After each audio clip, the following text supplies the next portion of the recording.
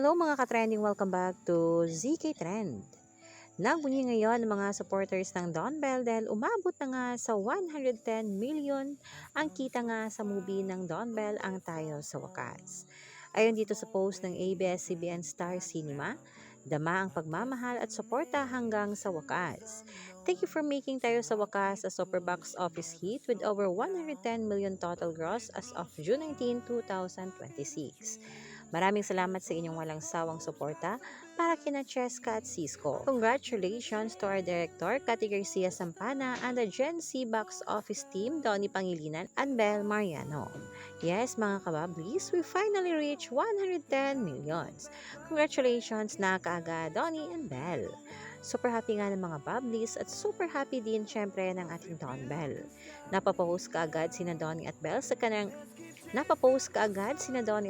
kanilang IG account at kaagad ngang napathankyo sa lahat nga ng sumusuporta.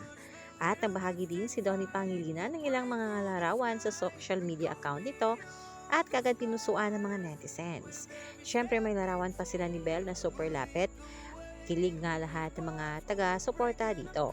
At muli nga nagpapasalamat si Donnie dahil nga umabot na sa 110 million na ang kita ng movie ni Rani Bell na Tayo sa Wakas at paniguradong lalaki pa ito dahil hanggang ngayon nga ay still showing pa rin ang Tayo sa Wakas nationwide at maging sa ibang bansa. Yan ang muna update natin ngayon mga kababli. Stay tuned for more Don Bell updates. Hanggang dito na lang. Maraming salamat sa inyong patuloy na panonood.